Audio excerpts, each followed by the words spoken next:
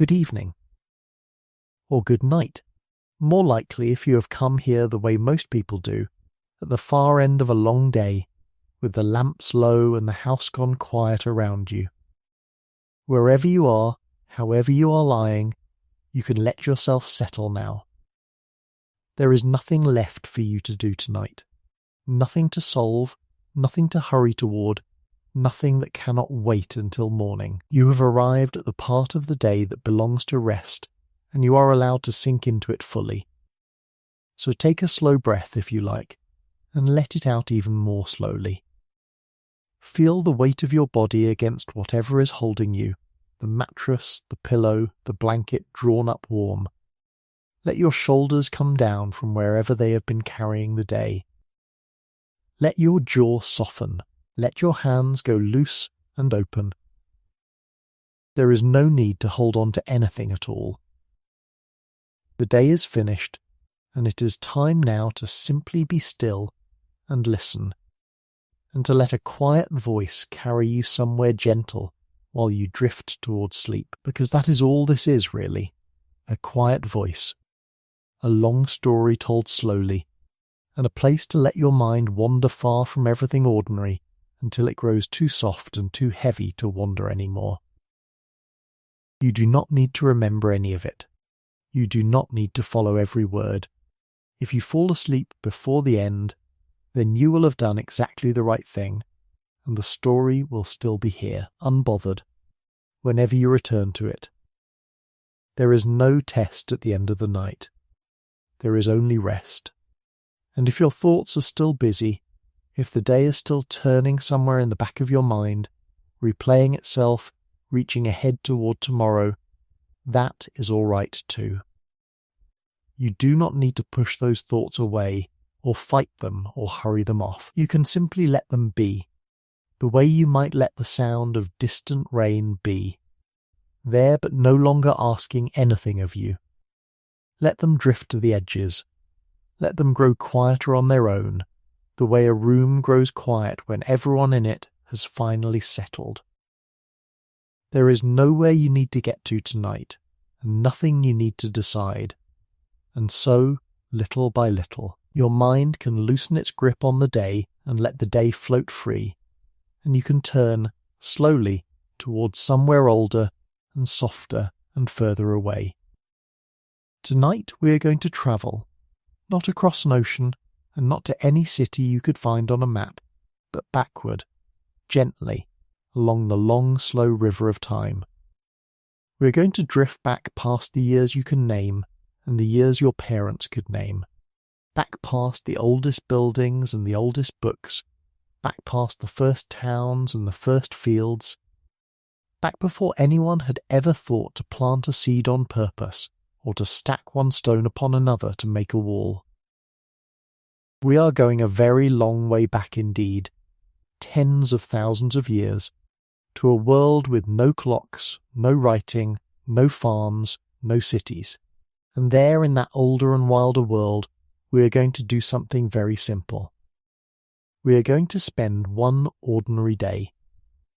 One single day, from the first grey light before dawn to the last soft glow of the fire at night, in the life of a person who lived long, long before all of that.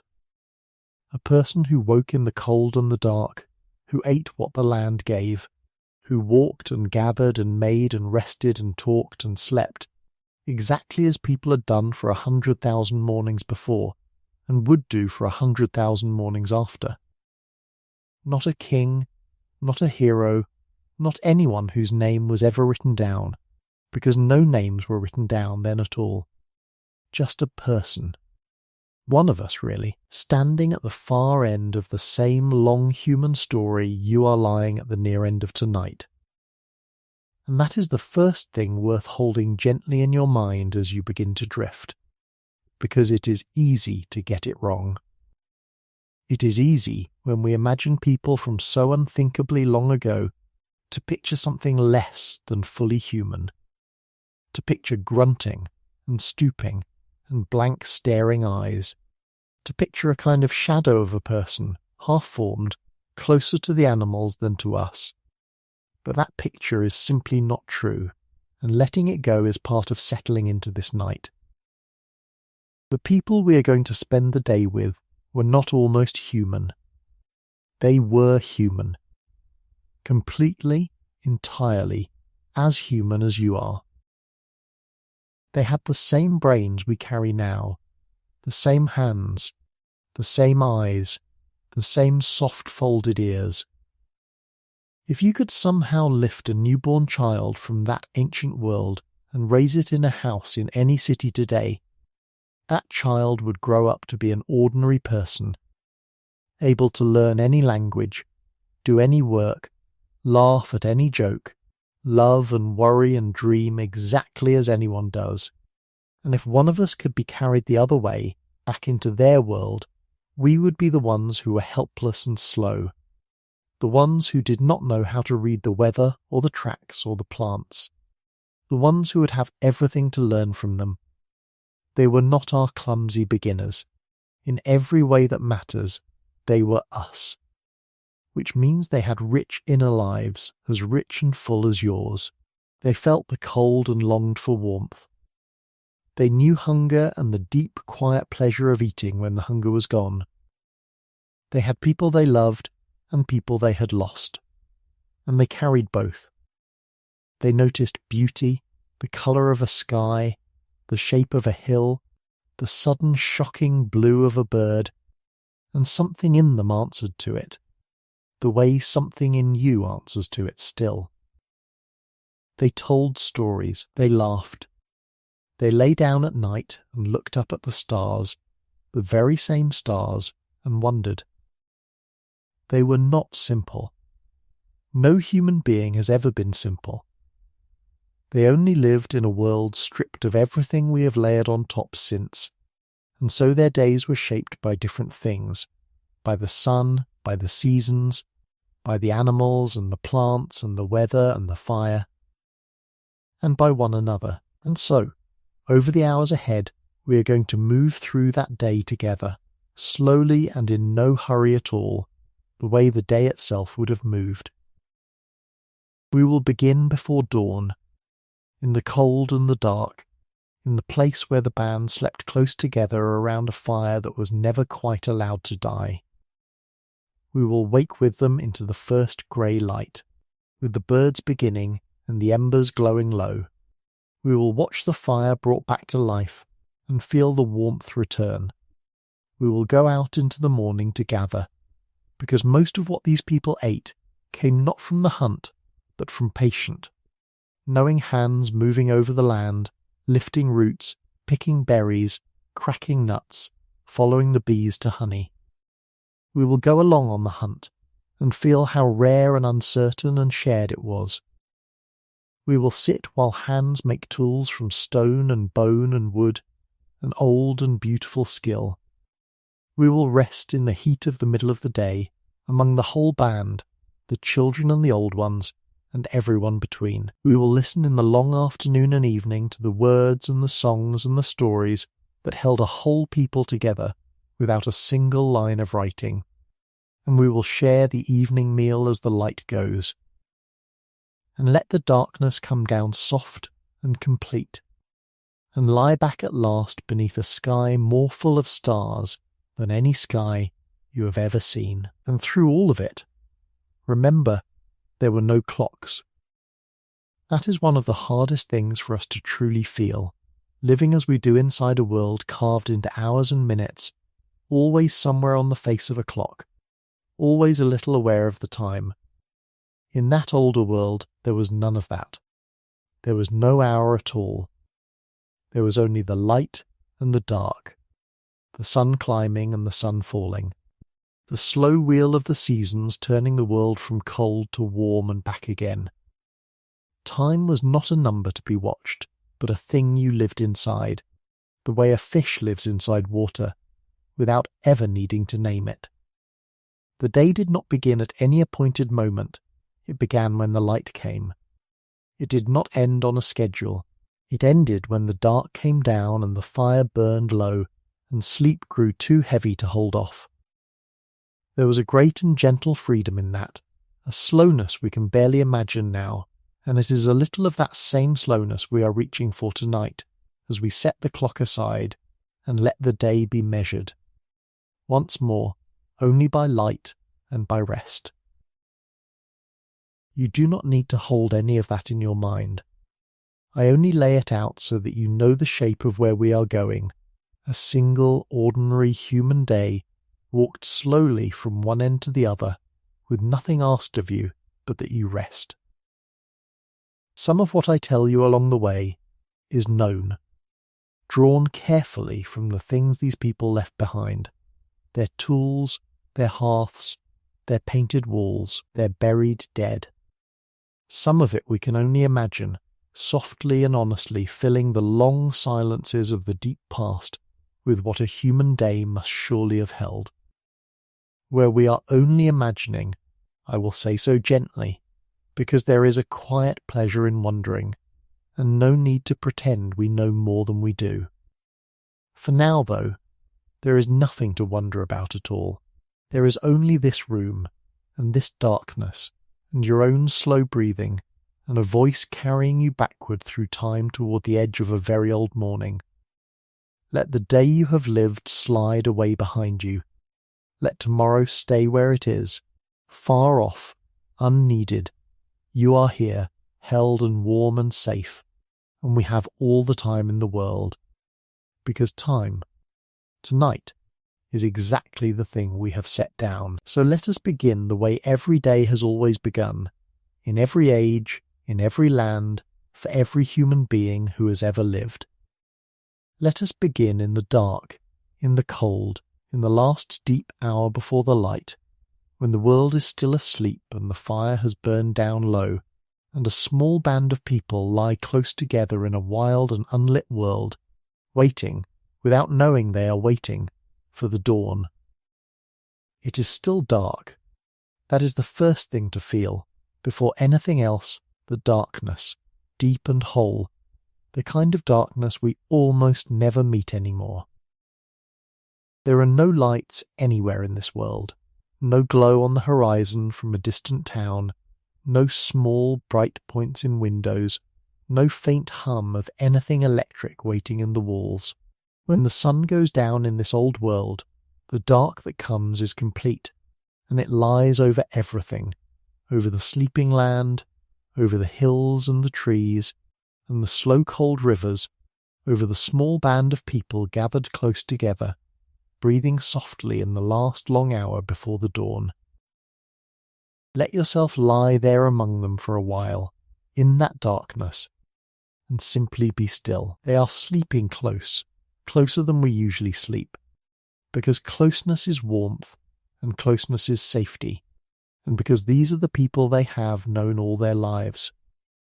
There might be 25 of them here, or 30, or 40, a band, a handful of families bound together by blood and by long years, grandparents and parents and children and the young ones not yet grown, all of them near enough to hear one another turn in the night.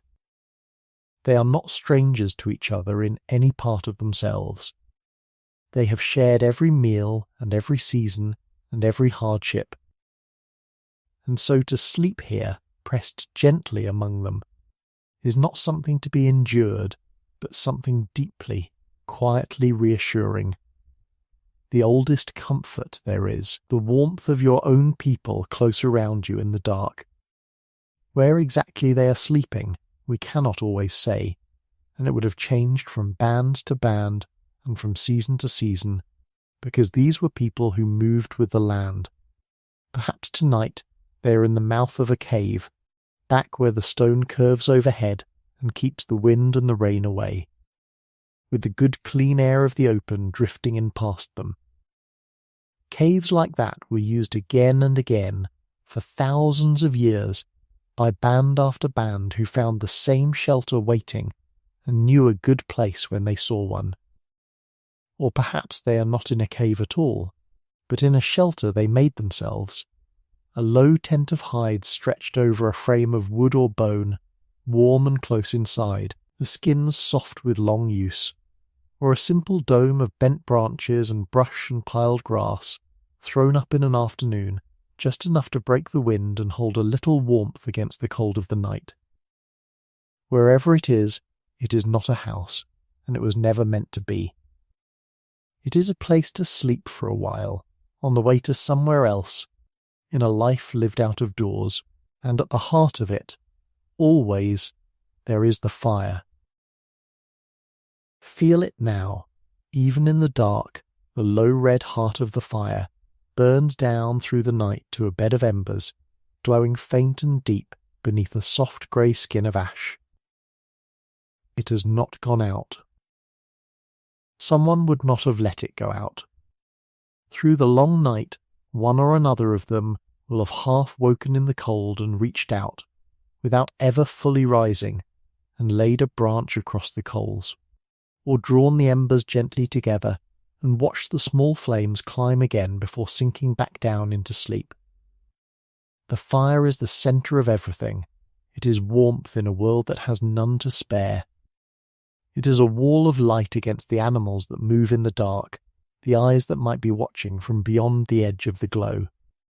It is the place they cook, the place they gather, the place they sit and talk and mend and rest.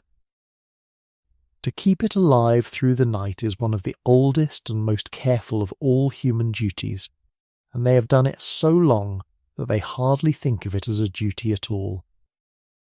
It is simply what you do. You keep the fire.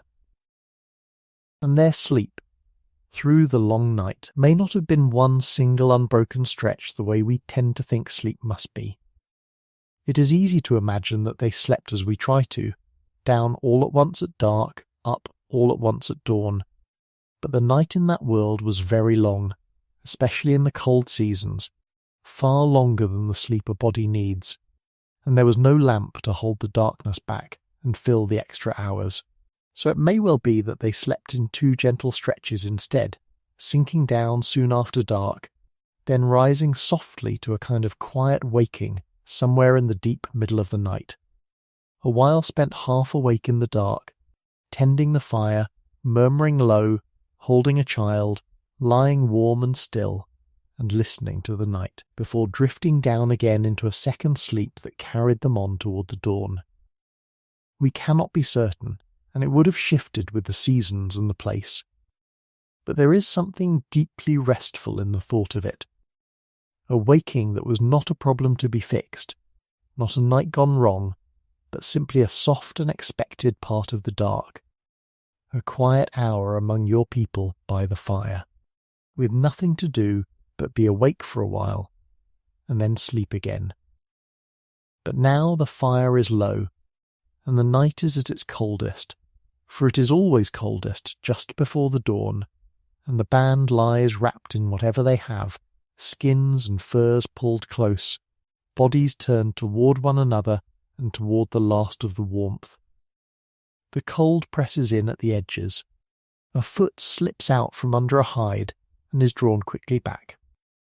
Someone shifts, and someone else settles again. The breathing goes on, slow and even, all around, the sound of a whole small world asleep. And then, so slowly that at first it is not even a change, something begins to happen out beyond the shelter. The dark is not quite so dark. It comes in without a sound. The blackness at the mouth of the cave, or past the edge of the hides, softens, just barely, from black toward a deep and shapeless grey. The very first grey of the morning, so faint you could not point to the moment it began. It does not light anything yet. It only makes the darkness thinner, the way water thins in a stream. Slowly, so slowly, the shapes of things begin to come back into the world, the line of the land against the sky, the dark mass of a tree, the curve of a hill that all night long had not existed at all. The world is drawing itself again, out of nothing, the way it does every single morning, quietly, whether anyone is awake to see it or not. And then the birds begin. Perhaps just one at first, somewhere off in the greyness, a single thread of song lifted into the cold still air, then another answering it, and another, until the first grey light is laced all through with birdsong, that old wild chorus that has greeted the dawn since long, long before there were any people to hear it. It is the sound of the morning itself, and whether they know it or not, whether they wake to it or sleep on through it, the birds are the oldest of all the world's alarms, calling the light back up over the edge of the earth. Inside the shelter, the first of the band begins to stir. It is nothing sudden. No one leaps up. Waking here is a slow and gentle thing, a drifting up toward the surface rather than a jolt. Perhaps it is one of the older ones who has slept lightly, as the old often do, and who lies for a while with open eyes in the grey, listening to the birds, feeling the cold, in no hurry to move. Perhaps it is a mother woken by a small child, or a young hunter whose body has simply had its fill of sleep. One by one, without any signal, the sleepers begin to loosen from sleep. A head lifts. Someone sits slowly up, drawing a fur around their shoulders against the chill. There are low sounds, half-voiced, a murmur, the clearing of a throat, a soft word to someone near, the small, quiet noises of people who have slept side by side for years and need very few words to greet the morning. And someone goes to the fire. Watch them, in the growing grey, kneeling by the low bed of embers, leaning close and blowing, gently, steadily, into the heart of the coals. See the deep red brighten under their breath, glowing hotter, orange now, alive. See them feed it. A wisp of dry grass, a handful of small twigs, laid on with a patience that comes from having done this 10,000 times. A thread of smoke lifts. A first small flame licks up, pale in the grey light, and then another, and the warmth begins. Faint at first, then spreading, reaching out into the cold morning air toward the waking band. It is the same fire that has burned all night. It has simply been called back up out of its sleep, the way the light has, the way the people have, everything rising together, slowly, in the grey of the dawn. And so the day begins, as every day begins here, in cold and quiet and closeness. There is no rush to it, none at all. No sharp sound tears anyone from sleep, no one is late for anything, there is nowhere they must be, but here. The morning simply arrives, the way it always has, grey light and bird song and a fire coaxed back to life, and the band wakes into it together, unhurried, one by one, the way you might imagine waking on the gentlest of mornings, with nothing at all that must be done for a long while yet. Feel how quiet it is. Feel the cold at the edges and the warmth beginning at the centre. Feel the closeness of the others, the low murmur of their voices, the deep old comfort of your own people around you as the light comes up.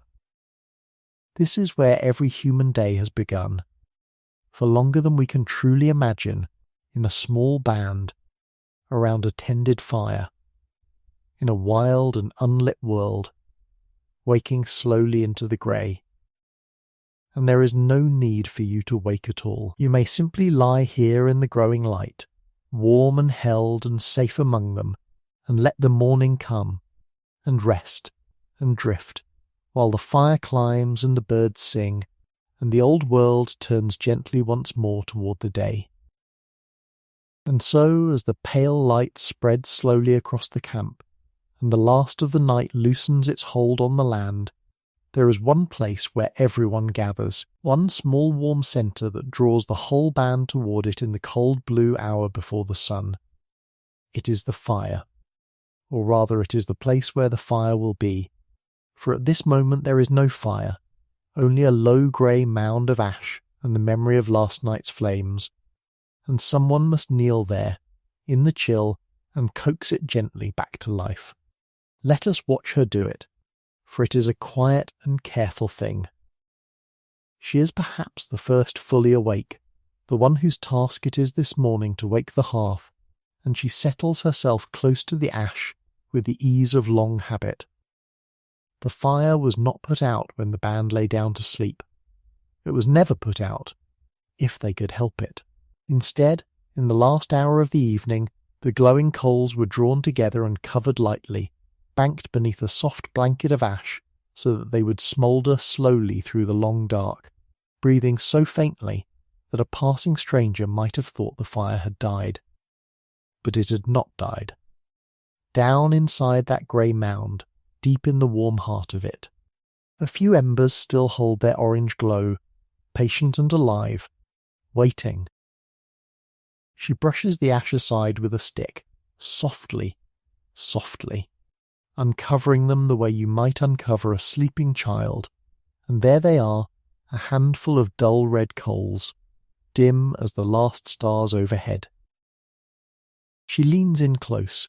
She brings her face down near the ground, and she begins, very gently, to breathe upon them. A long, slow breath, steady and warm, and the coals brighten under it, deepening from dull red to glowing orange, and a thin thread of smoke lifts and curls away into the cold air. She feeds them now, and this too is done with great care. First the finest things, a wisp of dry grass, a bit of shredded bark teased soft as hair, a few slender twigs no thicker than a finger. She lays them across the embers the way you might lay a whisper across a silence, and she breathes again, and waits. There is no hurry in her, and there is no hurry in the morning. This is not a thing that can be rushed. She knows that if she piles on too much too soon, she will smother the very glow she is trying to save, and so she gives the fire only what it can take, a little at a time, listening to it, watching it, tending it the way one tends any living thing, and then, at last, comes the moment we are all waiting for, though we hardly know we are waiting. A small flame licks up through the grass, pale, almost invisible in the growing light, and catches and holds and grows. The first flame of the day. It climbs the twigs, it finds the larger sticks she has ready, and the crackling begins, that soft familiar voice, and the warmth begins to spread, and the whole camp seems to lean toward it, and let out a long slow breath. You may wonder why she took such care. Why nurse a few coals through the night at all? Why not simply light a new fire each morning? And the answer is one of the quiet truths of their world, a truth we, who summon flame with the flick of a thumb, can scarcely feel. To make fire from nothing was hard, it was slow, and it was skilled, and it was not always certain to work. There were two chief ways, and both asked much of the maker. One was friction, the patient spinning of a wooden shaft against a wooden board, twirled between the palms or drawn back and forth with a little bow, faster and faster, the wood growing hot, then hotter, until at last a tiny black speck of glowing dust was born in the notch, a single ember so small and so fragile that a careless breath could end it. That ember had to be lifted, cradled in a nest of dry tinder, and coaxed to flame with the same slow breathing we have just watched. The other way was percussion, the striking of a stone against a mineral rich in iron, so that bright sparks leapt off into the waiting tinder, each spark a small hope, most of them dying, until one caught and held. Either way, it was work. It took strong hands and dry materials and knowledge held in the body, and on a damp, cold morning in the shadow of the great ice, when everything the world offered was chilled and moist, it might take a long while, or it might, for a time, refuse to come at all. And so they did the wise thing, the human thing. They kept the fire, they carried it. When the band moved across the land, Someone bore the living coals with them, sheltered in a horn or a hollow of moss or a nest of slow-burning fungus, feeding it just enough to keep it alive, walking with the little glowing heart of the household cupped against the wind. The fire was, in a way, one of them, a member of the band who must be watched and fed and never, if it could be helped, allowed to fail. To let the fire die was more than an inconvenience. It was a small disaster, a return to cold and dark and labour, and now that it is lit, feel what it gives. Feel first the warmth, the plainest gift and the most needed, for this is the Ice Age, and the cold is not a guest but a constant, pressing in from every side. The fire pushes it back. It makes a small round country of warmth in the wide cold world, and into that country the band draws close, hands held out to the flames, faces glowing, the stiffness of the night easing out of shoulders and knees. Feel next the light, for the world before fire was a world that ended each evening, that shrank to the length of an arm when the sun went down. The fire gives the evening back. It stretches the day, holds off the dark, and gathers everyone into its circle of gold long after the sky has gone black. And feel, too, the safety. Out there beyond the light move the great animals of that age, the cave lion, the bear, the hyena, the wolf, and they do not love the fire. They keep their distance from it, wary of its heat and its strange bright dance, and so the flame is a wall the band builds around itself each night, a wall of light and warmth and crackling sound that says, to everything in the dark, here are people, and here is fire, and you had best go around. Someone will wake in the night to feed it. Someone always does. And the sleepers sleep the sounder for the glow that guards them. Let your senses rest in it a moment longer, for the fire speaks to all of them at once. There is the smell of it, the clean, sharp scent of wood smoke, threaded through with the smell of last night's meal, a smell so old and so deep in us that even now, an unimaginable span of years later, a curl of wood smoke on the evening air can loosen something in the chest and make a person feel, without knowing why, that they have come home. There is the sound of it, the soft steady crackle, the sudden gentle pop of a not giving way, the long sighing settle of the coals, a voice without words that fills the silence of the camp and makes the quiet feel companionable rather than empty. There is the sight of it, the flames swaying and leaning, throwing gold across the faces of the band and long soft shadows out across the ground, so that everyone gathered near seems lit from within, warm and living against the fading dark. And there is the touch of it, the plain animal comfort of heat on cold skin, the ache of the night easing, the palms turned toward the glow, the slow grateful loosening of a body that has been braced against the cold and can now, at last, let go. Yet of all the gifts of the fire, there is one that runs deeper than warmth or light or safety, one so woven into what these people are that we might almost miss it. The fire is where they cook. And cooking, this simple thing, this holding of food to the flame, is one of the quiet miracles that helped make them, and us, what we are. For fire does something wonderful to food. It softens what is tough, so that hard roots and stringy meat give up their goodness far more easily. It breaks down what the body could not otherwise use, unlocking nourishment that would have passed away untouched. It kills what might sicken, and it renders safe some plants that, raw, would harm. A cooked meal gives back more of itself, more warmth, more strength, more life, for less labour of the body in the eating and the using of it. Some who study these things believe that this, the daily gift of cooked food, reaching back across unimaginable time, helped shape the very bodies and minds of our kind, feeding the growing brain, freeing the hours once spent in endless chewing for other things, for making, for talking, for wondering. So when you watch them gather at the morning fire, do not think only of warmth. Think of this long, slow gift, passed down the generations, older than any memory, that the flame and the food together helped grow the mind that now, tonight, can lie in the dark and think about them. And it is more than all of this. The fire is the heart of the home in a world that has no houses. It is the hearth, that ancient word that means the fireplace and means, at the very same time, the family gathered around it, so that to have a hearth is to have a home and a people both.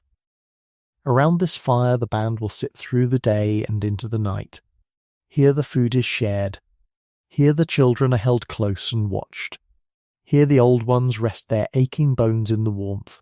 And here, when the work is done and the dark has come, the talk begins, and the stories, and the low easy laughter that means safety.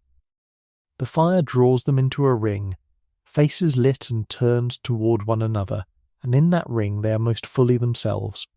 A band, a family, a warm circle of the living in the cold wide dark. So let the fire settle now into its steady burning. Let the flames find their calm rhythm, rising and falling, casting their soft shifting light across the faces of the people you have come to know. The camp is warm now, the day has truly begun. And from this small bright centre, the work of living will flow out into the land. For there is food to be found, and the finding of it is a gentle art all its own. Now, with the fire burning steady and the warmth of the morning meal still in them, the band begins to stir toward the day's true work. And here we come to one of the gentlest surprises of their world, one that quietly overturns much of what we think we know. For when we imagine early humans, we so often picture the hunt, the spear, the great beast, the moment of danger and drama, and the hunt was real, and we will come to it. But it was not, most days, where the food came from.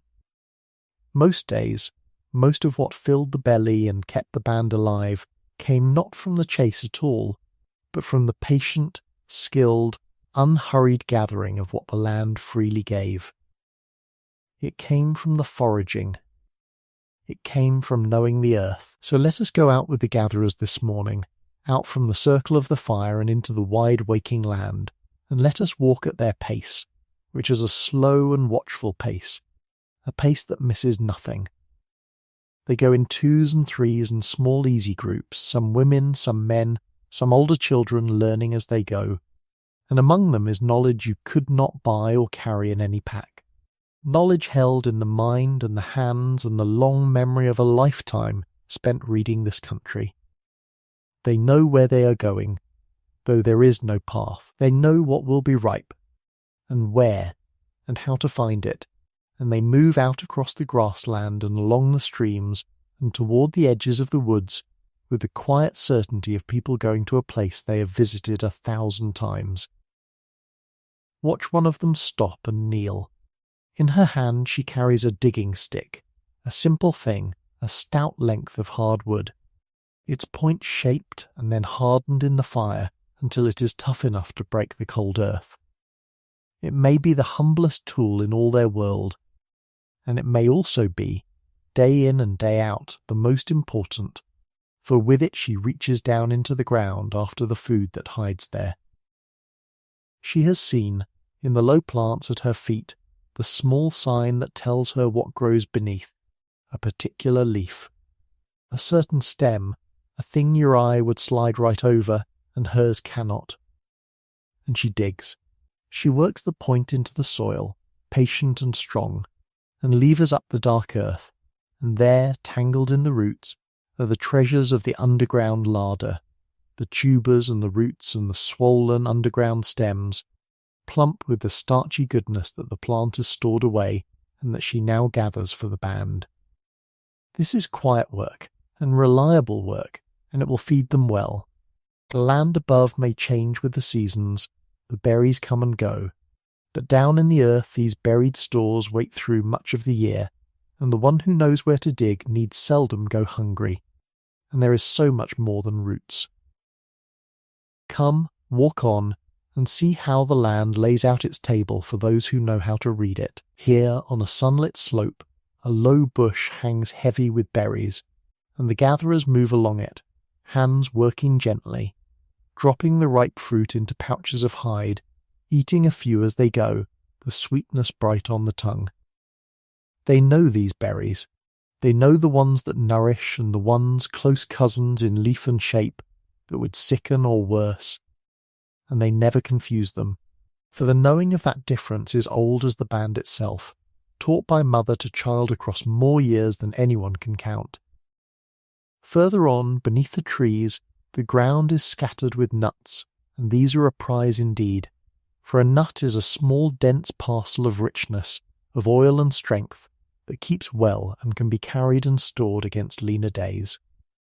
They gather them up, and they will crack them later by the fire, between two stones, the way their people have always done.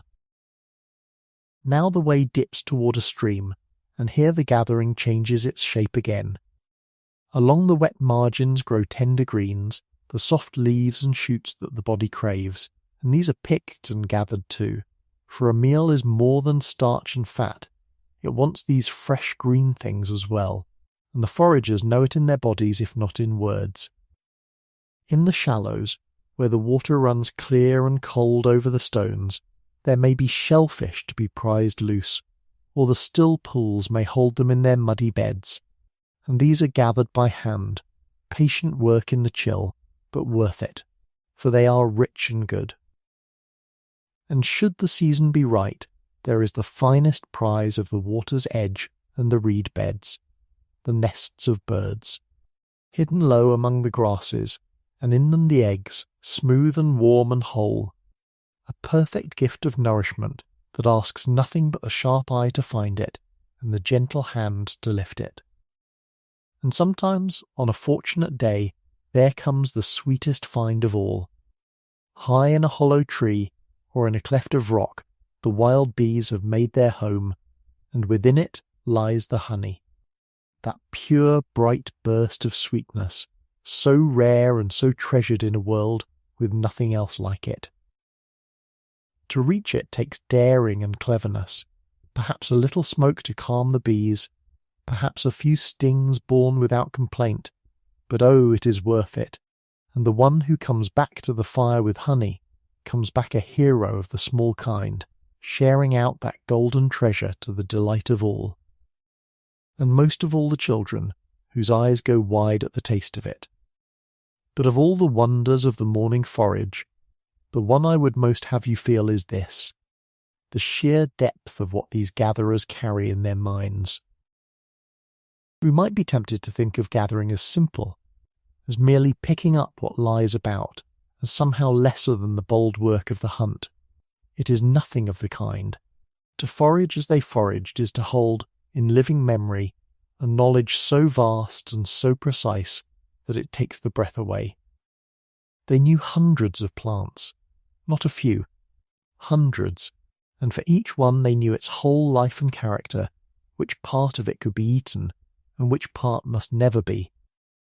When in the turning year it ripened, down to the very week, where in all the wide land it liked to grow, on which slope, in which soil, near which water, how it must be prepared, whether eaten raw or cooked or soaked or pounded, and which among them were not food at all, but medicine, to be used with care against a fever or a wound or a pain.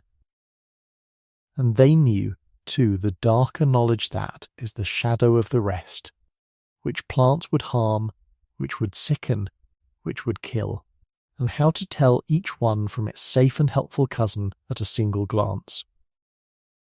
Think of that. Think of carrying, in your own head without a written word to help you, the names and natures and seasons and dangers and gifts of hundreds upon hundreds of living things, a whole encyclopedia of the green world, learned not from any book, but from the land itself, and from the patient voices of those who came before. This was real knowledge, hard-won and life or death, and it was held above all in the minds of people we have too long imagined as simple. They were not simple. They were the wisest readers of the living earth that the world has ever known, and every root they dug and every berry they chose was a small quiet proof of a wisdom we have very nearly forgotten. And consider how such knowing was kept alive and passed on, for this too is a gentle wonder. There was no school and no book, no page to write it down, and no shelf to keep it safe. There was only the walking together, day after day, season after season, the child at the elder's side, watching the hands, hearing the low words, learning by doing and by asking and by being shown. Here, the elder says, without perhaps ever saying it in so many words, this is the leaf we take, and this one, so like it, we leave. Here is the slope where the roots grow fat by the time the days shorten. Here is the place, remembered from 100 autumns, where the nuts fall thickest. And so the knowledge flowed, unbroken, from the old to the young, a living stream of wisdom handed down hand to hand across the generations, each keeper of it adding a little, losing nothing, carrying the whole green library forward in memory alone. It was a map of the land and a calendar of the year and a book of medicine, all at once, all held in the mind, and all given freely to the next in line, the most precious inheritance a people could pass on, and one that weighed nothing and could never be taken away. There was in this a deep and quiet partnership with the turning year. The gatherers did not simply take whatever lay before them, they moved with the seasons as the seasons moved, knowing that the land offered different gifts at different times, and that to live well was to be in the right place at the right moment. In one season the greens came up tender, and the eggs lay warm in the nests. In another the berries ripened on the slopes. In another the nuts fell, and could be gathered against the hungry cold to come, and always, beneath it all, the buried roots waited to be dug. To hold this whole slow wheel of the year in mind, to know it so well that one was never truly caught short, was itself a kind of wisdom, patient and unhurried, tuned to the rhythms of a living world. And so the gathering fills the morning, unhurried and sure, and the pouches grow heavy, and the sun climbs a little higher, warming their backs as they work. There is a rhythm to it, a peace in it.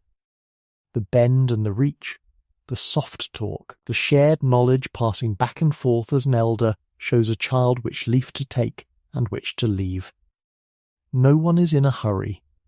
The land is generous to those who know it, and they know it well, and there is a deep contentment in the certainty of the food coming in, steady and reliable, into hands that have gathered it in this same way, in this same land, for longer than any story can hold. So let the gatherers work on in the gentle morning light, moving slowly across the waking land, filling their pouches with the quiet abundance of the earth. This was the true engine of their lives, not the rare and dangerous drama of the hunt, but this daily, patient, skilled communion with the living world. This gathering of the day's food by those who understood the land more deeply than we can easily imagine. Rest now in that image. The warm slope, the heavy berry bush, the digging stick and the dark good earth, the honey, and the eggs and the endless green knowledge held in loving memory. This is how they lived. This is how they were fed. And out beyond the gatherers, in the wide grass under the great sky, the hunters are moving too. But that is another part of the day, and it can wait a little while yet.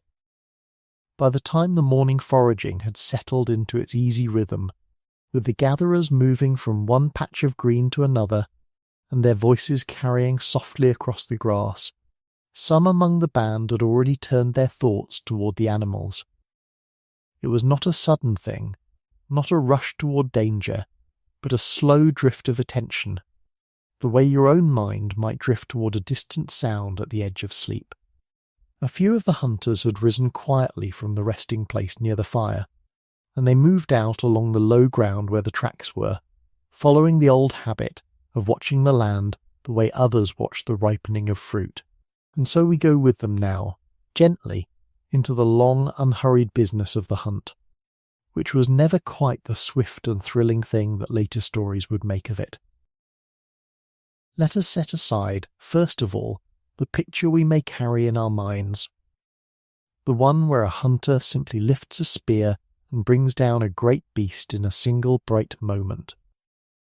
That picture is a story told long after the fact, polished by firelight and by the wish to remember only the endings.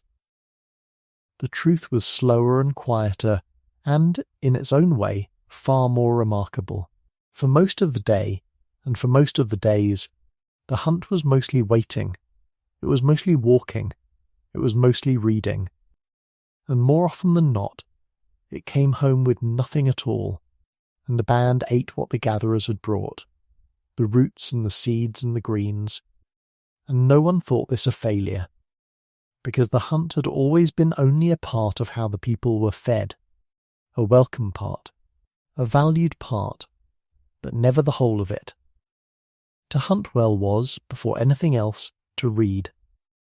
The hunters moved with their eyes down and their attention wide, and the ground itself became a kind of long, slow story written in signs.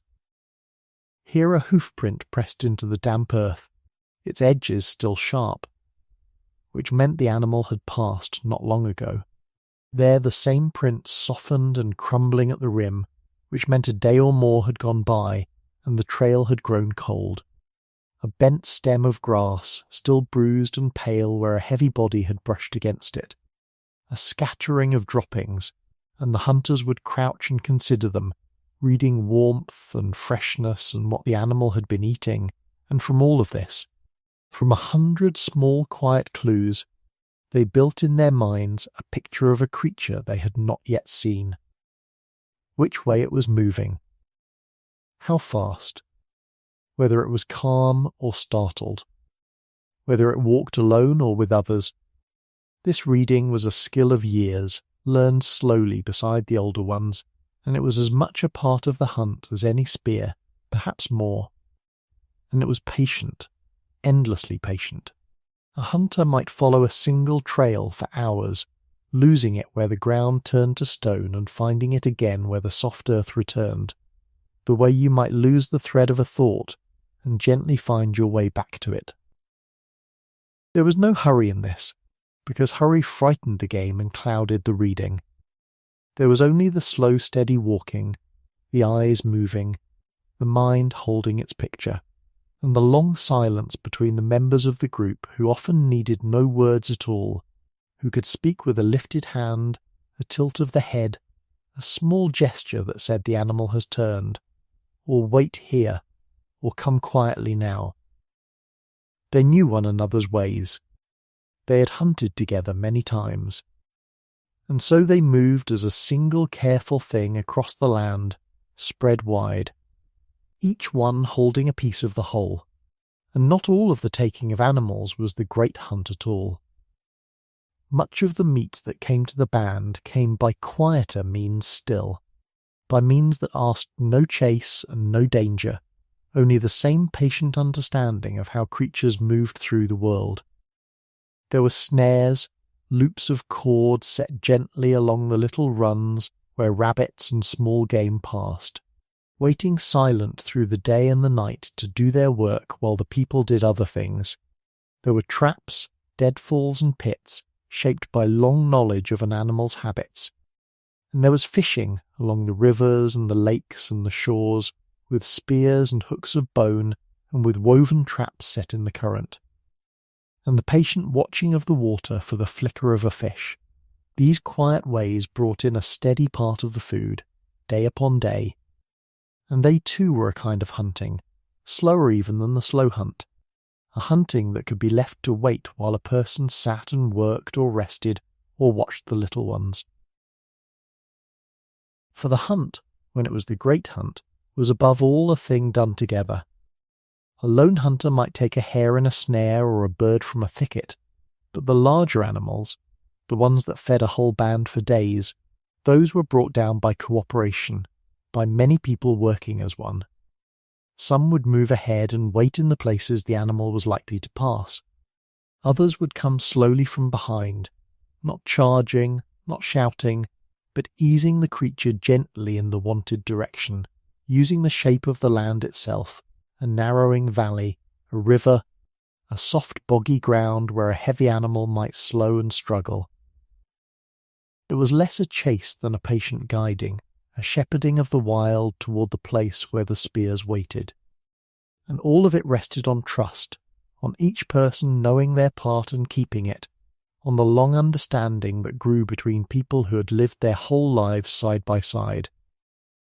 The weapons themselves were the work of great skill, and they had grown and changed across the long ages. For a very long time there was the wooden spear, simply that, a straight shaft with its point hardened in the fire. The tip charred and scraped until it held an edge that would not easily dull. Later came the stone-tipped spear, its head napped from flint and bound tight to the shaft with sinew and pitch, and this could pierce far deeper than wood alone. And then came a quiet marvel, a thing so clever it seems almost like a secret the people had learned from the world itself. This was the spear thrower, which we sometimes call by an old name, the atlatl. It was a simple thing to look at, a length of wood or bone with a hooked end that cradled the base of a light spear, a dart. But held in the hand and swung, it lengthened the arm, it added a second joint to the throw, and it sent the dart flying faster and farther and with far more force than any arm could manage alone. To watch a skilled hunter use it was to see the whole body uncoil in one long smooth motion. And later still, in some places, came the bow, quieter yet, letting a hunter loose an arrow from cover, without ever rising into view. Yet even with all this skill and all these clever tools, the hunt carried real danger, and the people knew it. A wounded animal was a frightening thing, strong and desperate, and hooves and horns and tusks could break a body in a moment. To close with a great beast was to risk everything, and the hunters carried in their bones the memory of those who had not come home, and the marks upon their own skin of the times they had come close. This was not a game. There was fear in it, and respect, and a seriousness that hushed the voice, and perhaps because of that danger, and because the animal gave so much, there ran through the whole thing a deep thread of respect for the creature itself. In the paintings the people left upon cave walls, the animals are rendered with such tenderness, such close and loving attention to the turn of a horn or the muscle of a shoulder, that we cannot doubt they were held as something more than mere meat. They were kin in a way. They were part of the same living world, and to take one was a serious thing, done with a kind of gratitude we can only guess at now, softly, across all these years. There was one form of the hunt that shows us, more than any other, just how patient these people could be, and it is a wonder to think of even now as you lie here in the quiet. It is sometimes called the persistence hunt, the endurance chase, and it turned the whole of the human body into a single slow instrument. A hunter, or a few of them, would choose an animal in the heat of the day and simply begin to follow it, at a steady, easy pace, never quite catching it, never letting it rest. The animal would run ahead and stop, panting, and just as it began to cool, the hunters would come into view again, and it would run once more. Hour after hour this went on, under the high sun, across the open ground, and here the human body, which is slow and weak in a short burst, showed its strange hidden gift. For we are among the finest long-distance travellers in all the animal world, able to sweat and cool ourselves and keep going long after a swifter creature must stop from the heat. And so at last the animal would falter, overcome not by a wound but by exhaustion, and the hunters would come to it at a walk. It asked no great strength. It asked only that a person keep going, patiently, gently, for a very long time. Which is perhaps the truest picture of the hunt of all. And when the hunt did succeed, when at last there was meat, it did not belong to the one who had thrown the spear. This is one of the loveliest things we know about these people, and it is worth holding in the mind as you drift towards sleep. The meat was shared. It was carried back to the band and divided among everyone, the hunters and the gatherers, the children and the old ones, those who had walked all day and those who had stayed by the fire. The successful hunter often took no special portion, and in some ways gave the most away, for the giving itself was a kind of wealth, a way of binding the people together, of saying we are one, we rise and fall together, what comes to one comes to all. On a day of plenty there would be feasting, and full bellies, and quiet contentment around the fire. And on the many days when the hunt failed, no one went hungry either, for the roots and the seeds and the gathered greens were there, and tomorrow the hunters would rise and read the land again, patient as ever, and walk out once more into the long, slow story written on the ground. Whether the hunters came home with meat or came home with nothing, the day went on, and much of it, more of it than we often imagine, was given over to the quiet work of the hands. For if you could sit unseen in the midst of one of these bands on an ordinary afternoon, what would strike you most, perhaps, is not the drama of the hunt at all, but the gentle industry of it. The many people sitting and crouching and leaning close to their work, each one making or mending some needful thing, their hands moving in the slow, sure ways they had learned across a lifetime. There is a deep calm in this to think about now. The soft sounds of it, the tap of stone on stone, the steady drag of a scraper across a hide, the whisper of fibre twisting into cord. This was the texture of the days, the endless patient making, and we should linger here a while, softly, and watch the hands at work. Begin with stone, for stone was the heart of it, the thing from which so much else flowed.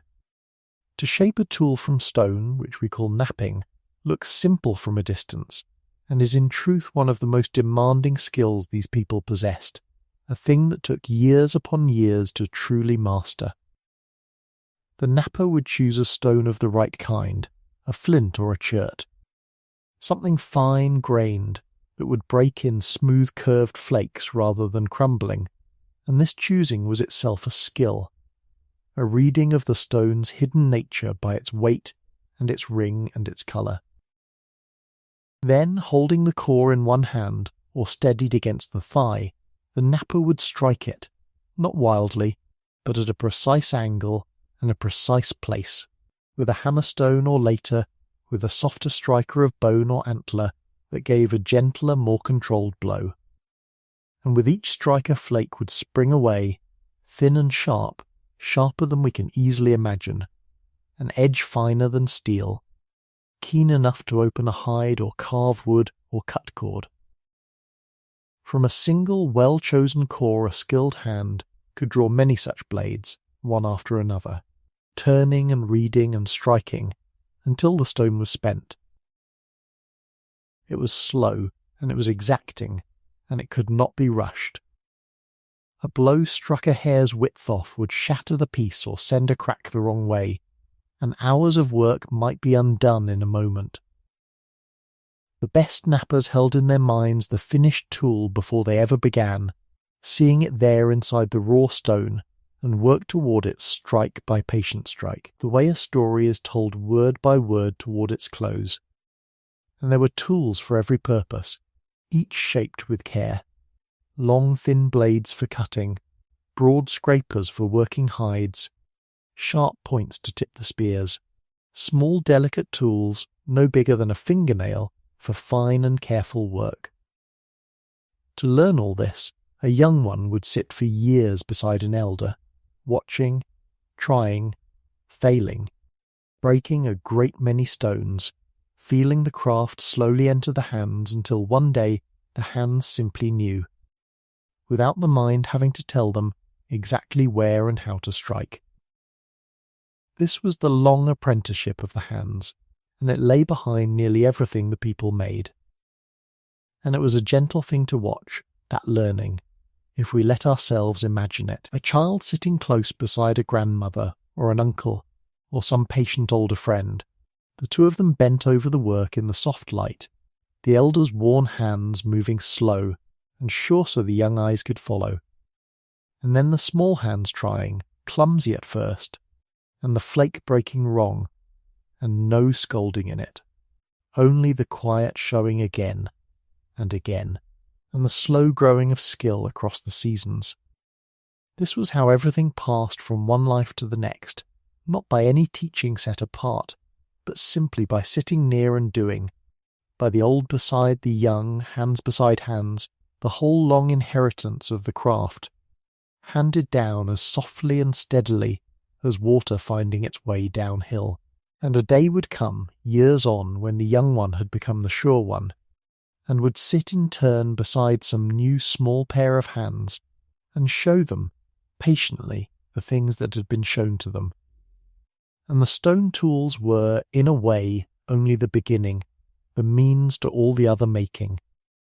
Take the working of hides, which filled so many quiet hours, especially where the winters were long and cold and clothing meant the difference between comfort and misery. When a hide came to the band it was raw and stiff and would soon spoil, and to turn it into something soft and lasting and warm was the work of days. First it was stretched and pegged out, and then scraped, patiently, with those stone scrapers. All the flesh and fat worked away from the inner side, the scraper drawn across it again and again in long even strokes until the skin was clean. Then it was softened, worked and rubbed and stretched, and sometimes smoked over a gentle fire, sometimes rubbed with fat or with other things the people had learned would keep it supple, until at last the stiff raw skin became a soft and pliable thing, warm to the touch, ready to be worn. And then it was sewn, and here we come upon one of the tenderest of all the things these people made, a small thing, easily overlooked, and yet it changed the whole story of how far humans could go, and how cold a place they could call home. This was the bone needle, slender, carefully carved and polished from a splinter of bone, with a tiny eye drilled patiently through one end to carry the thread. We have found such needles that are some 40,000 years old, worn smooth by long use, and to hold the thought of them is a quiet marvel, for a needle means fitted clothing, sewn garments shaped to the body, seams closed tight against the wind, sleeves and hoods and layers that a mere draped skin could never give. The thread was sinew, drawn from the animals and split fine and strong, and with needle and sinew the hides were joined, stitch by careful stitch, into clothing that let people live through winters that would otherwise have driven them away. Someone sat and made that. Someone leaned close in the firelight, squinting a little, drawing the thread through and through, and the warmth of it kept a child alive through the cold. There is such love in that, when you think of it slowly. And much of the making was not making at all, in truth, but mending, the endless gentle repair of things already made. For nothing lasts forever, and a life lived close to the world wears hard upon its tools and its clothes. A seam would loosen and need drawing tight again. A cord would fray and need splicing. A worn edge on a blade would need touching up. A few small flakes struck away to bring the sharpness back. A basket would spring a gap in its weave, a spear its binding, a garment a hole at the elbow where it had rubbed. And so a great part of the quiet work of the hands was this returning to what already was, this patient keeping of things in good repair, so that a well-made tool might serve for many years. and a good garment be passed down and mended and worn again. There is a homely wisdom in that, a thrift and a care, the tending of what one has, and it filled as many hours as the making of anything new. Then there was cordage, which is such a humble word for something so quietly essential. Cord, string, rope, twine, all of it twisted by hand from the fibres of plants, from bark and stem and root, or from sinew and hair. The maker would take the loose fibres and roll them, twisting one bundle one way and then wrapping it against another twisted the same, so that the two locked together and held, growing longer and longer as new fibres were fed in, until from a heap of soft loose stuff there grew a strong unbroken line. And cordage was everywhere, once you knew to look for it. It bound the stone points to the spears. It lashed together the frames of shelters. It made the snares and the nets and the traps. It carried and it tied and it held, and without it 100 other things could not be done. To sit and twist cordage was one of the commonest of all tasks, a thing the hands could do almost on their own, while the eyes rested and the mind wandered and the talk went round the fire. And baskets, woven from supple stems and grasses and split roots, patiently over and under, the pattern growing round and round until a vessel took shape in the hands, a thing to carry the gathered roots and berries and seeds, to store and to hold. And wood, carved and shaped with the stone blades into hafts and handles and digging sticks and shafts and countless small useful things, the grain reed and followed the way the napper reed the stone. And bone and antler and ivory, worked into needles and awls and points and toggles and, sometimes, into things of pure beauty, small carved animals, beads, ornaments, the marks of hands that made not only for use but for delight, for the simple deep pleasure of shaping a lovely thing. For that is the last thing to hold, as the afternoon light softens and the hands keep moving. There was satisfaction in this work, real and quiet and deep, to take raw stone and raw hide and loose fibre and, through patience and skill and the long learning of the hands, to make from them the things a life required. This was not drudgery, it was competence. It was the steady pleasure of doing a thing well that you had spent a lifetime learning to do. The napper who drew a perfect blade felt it. The one who closed a strong straight seam felt it. The maker whose cord held and whose basket kept its shape felt it. These were fully human hearts, and they knew the plain good feeling of good work finished, the tool set down, the thing complete and useful and well made. And so the day was full of it, this soft and constant making and mending, the small skilled endless work by which a band kept itself clothed and armed and equipped. Hour after gentle hour, hands moving in the firelight and the daylight, shaping the world patiently into the things they needed, the way they always had, the way they had for longer than anyone could remember. By now the sun has climbed high, and the work of the morning has begun to loosen its hold. The foraging baskets have been carried back and set down in the shade, their weight of roots and greens and gathered seeds resting now against the cool of the earth. The hunters, if they went out, have returned or they have not, and either way the day has softened toward its middle. The light is flat and bright and heavy, the kind of light that presses gently on the eyelids, and the air over the open ground shimmers with a warmth that makes the far hills tremble and swim. It is not a time for hurry. It never really was. And so, as the heat gathers and the shadows draw in close beneath things, the people of the band do what people have always done in the hottest part of the day. They stop. They find the shade of an overhang, or the lee of a great rock that has held the morning's coolness in its heart, or the dappled shifting cool beneath a stand of trees. And they settle there, and they let their bodies down, and they rest. It helps, perhaps, to let go of one idea we carry without ever quite noticing, the old idea that life so long ago must have been a ceaseless grinding struggle, every waking hour spent clawing food from a hard and hostile world.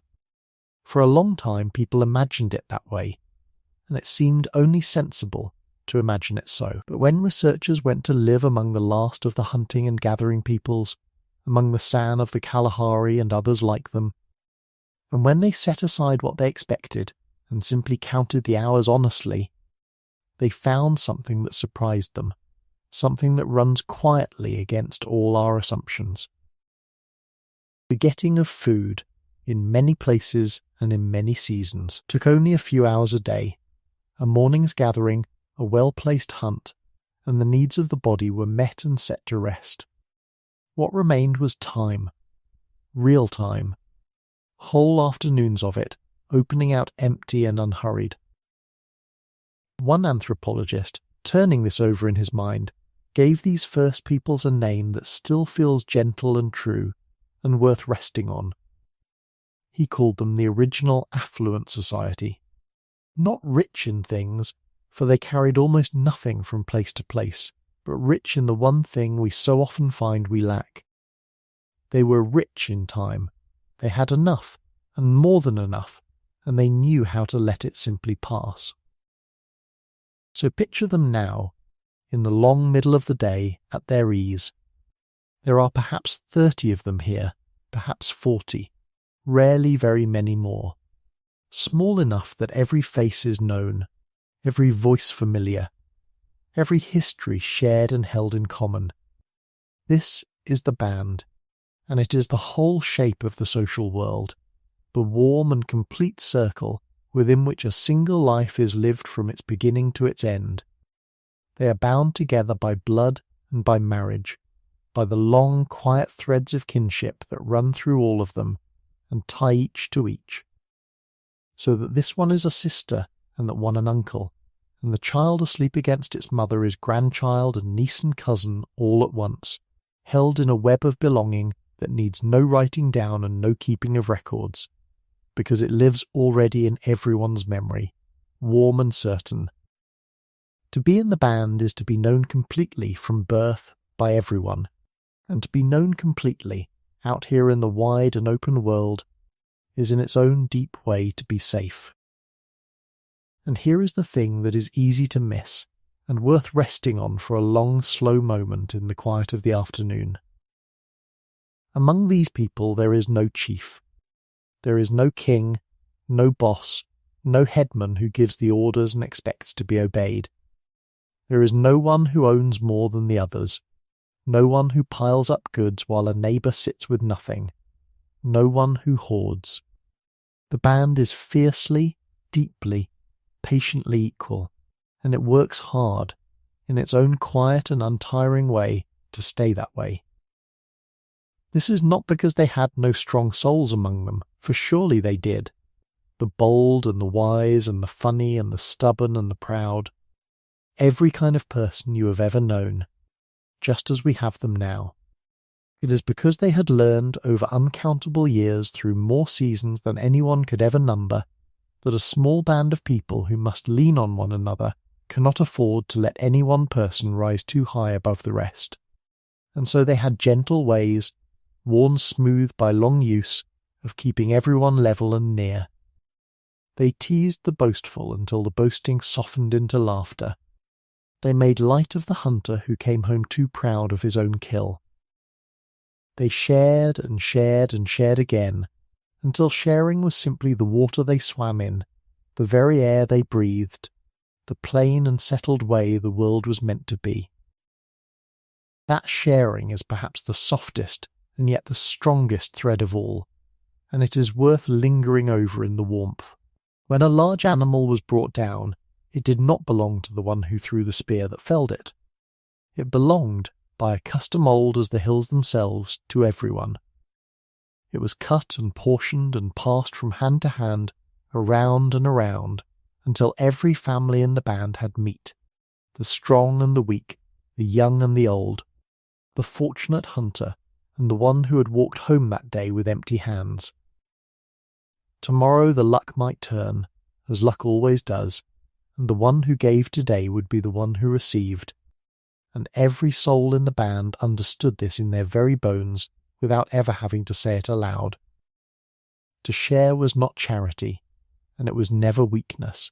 It was a kind of insurance written in kindness, a way of spreading the good fortune and the hard luck of the world thin enough across all of them that no single person would ever fall right through into ruin.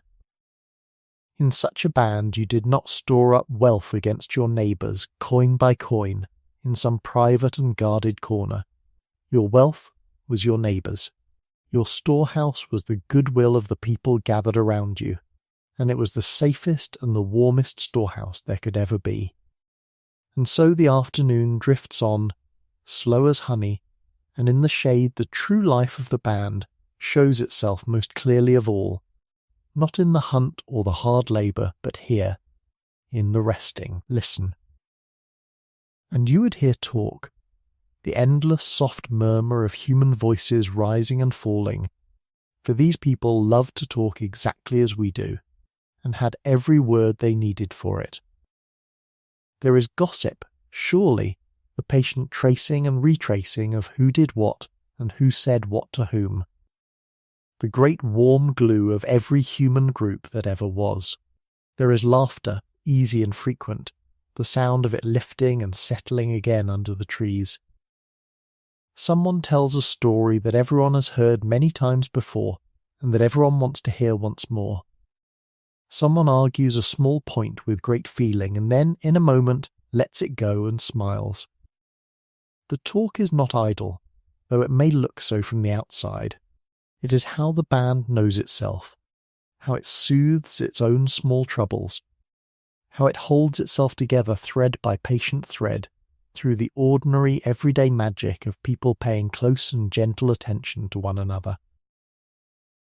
And you would see them touching. You would see them grooming one another there in the shade, fingers moving slowly and gently through hair, the way our closest cousins among the apes still do to this very day, an old and tender habit that quiets the one who is touched and binds the two of them softly together. A mother picks with care through her child's hair in the warmth, and the child grows heavy and still against her. Two old friends sit close, one working patiently at the other's tired shoulders.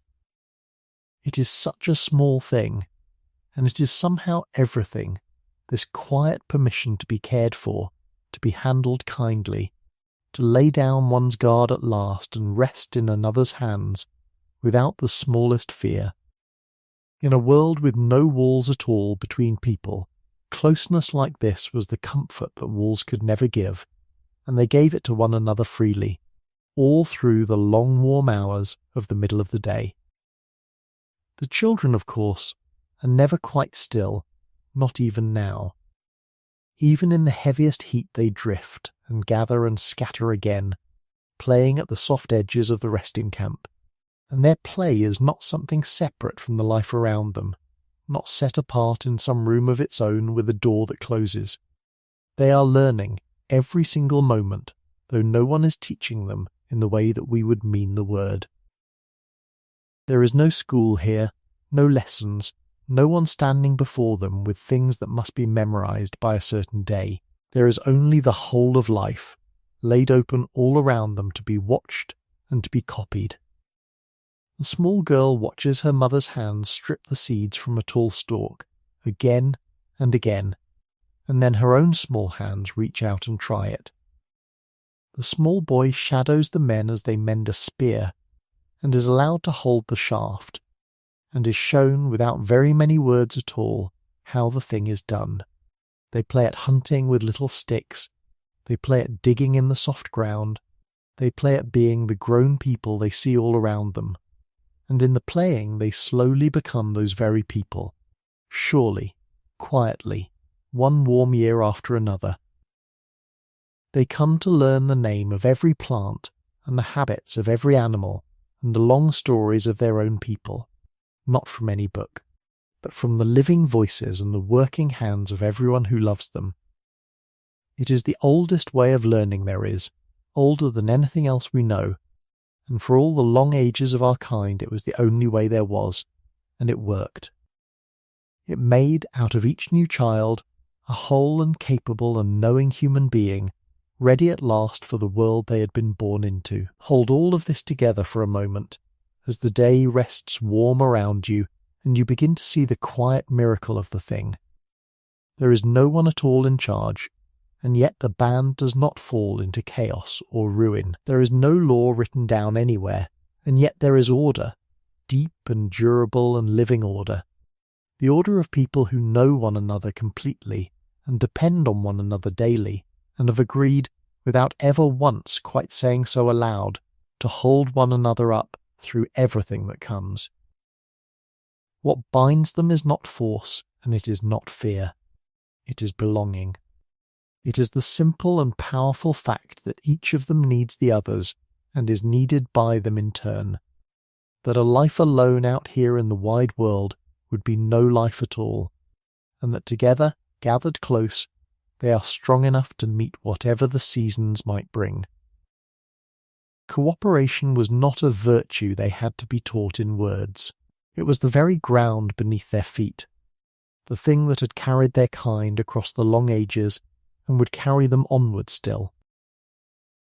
So let them rest, there in the long and shifting shade of the afternoon, the whole small warm world of them gathered close together.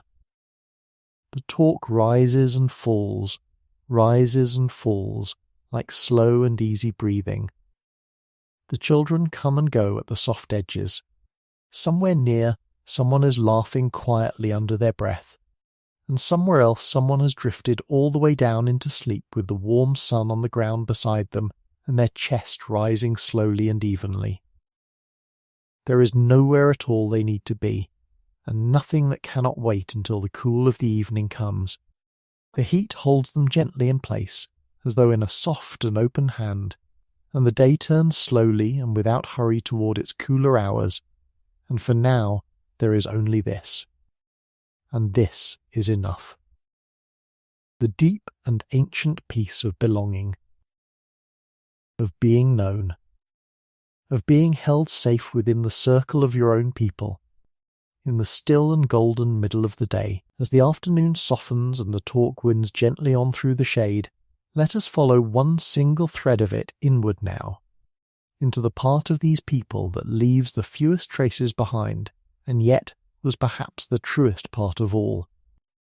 For behind every resting face there was a mind, and the mind was ours, not a lesser mind, not a dimmer or a simpler one, but a mind like the very one you are drifting off to sleep with now, full of words and memories, of wonder and quiet worry, of songs half remembered and stories waiting patiently to be told again. This is the part of them that no stone tool and no scattered bone can ever show us directly, and yet we know beyond any doubt that it was there, alive and awake within them, because everywhere they went they left behind the quiet evidence of it, the small unmistakable marks of people who thought and felt and dreamed exactly as we do. Their world was, above all else, a world of words. They had language, full and rich and complete, every bit as supple and as capable as our own, able to speak of the long past and the unknown future, of things not present before them, of things that had never yet been and might never be. And they had no writing, none at all, not a single mark of it anywhere, and would have none for tens of thousands of years still to come. So everything they knew, all of it, they carried in the only place there was to carry it, in memory, in the living breathing voice, passed from mouth to ear and mouth to ear down the long unbroken chain of the generations. Think for a moment, slowly, of just how much that truly was. The name and the use of every plant across the whole of the land, which one healed and which one harmed, which one fed you and which one might kill. the habits of every animal, where it wandered in each turning season, how it moved across the ground, how it might be found and quietly followed. The very shape of the country itself for many days' walk in every direction, the rivers and the ridges, the hidden places of water and the still places of danger, the names of all the ancestors and their deeds, and the deeds of the ancestors who had come before them. All of it held without a single written word anywhere in the world, in the wet and living clay of human memory, and passed on whole and entire to the next hands to hold it. Their libraries were their elders, every one of them. Every old person who died was a library burning slowly to the ground, and every child who sat close and listened was a library being copied, patiently, lovingly, into a new and eager and waiting mind. And the great vessel that carried all of this knowing, from the old down to the young, was the story. Around the resting places in the heat of the day, and later around the fires when the dark came softly down, the people told their tales, and the tales did far, far more than merely pass the time.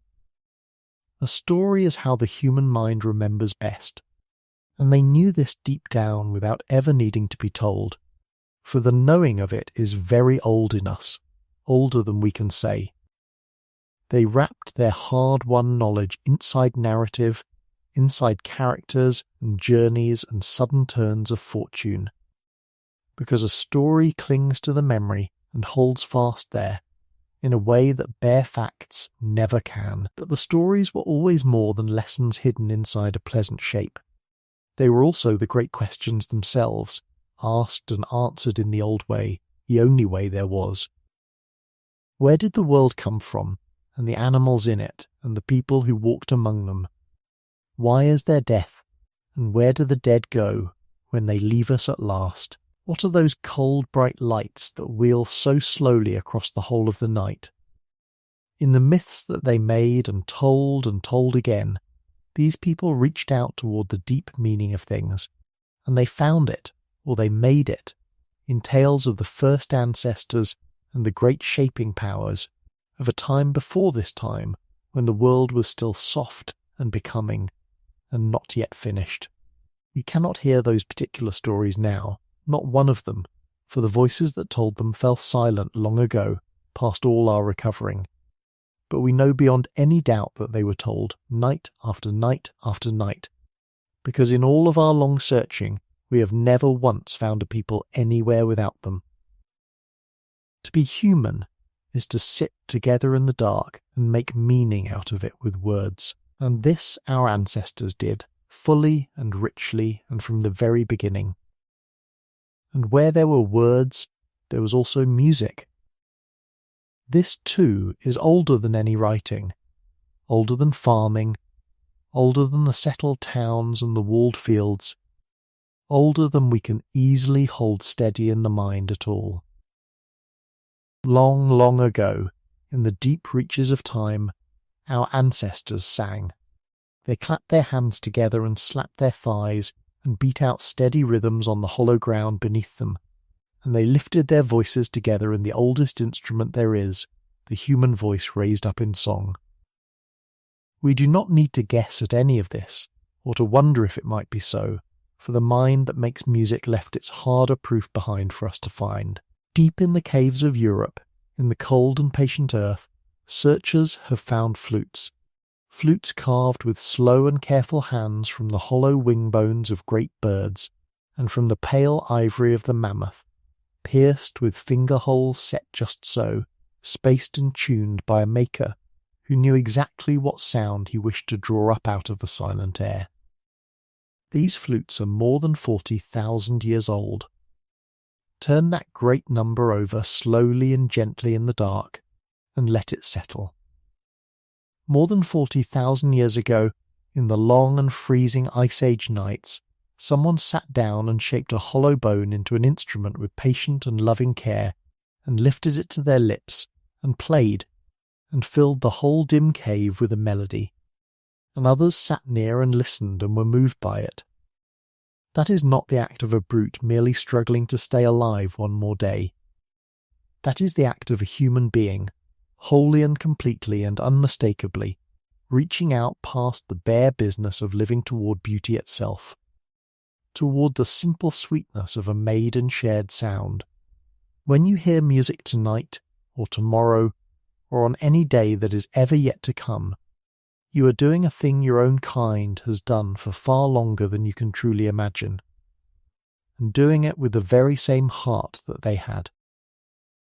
And their hands, the same hands that could tune a bone flute so finely, could also make images, and here the traces grow richer still, and gentler, and more deeply moving.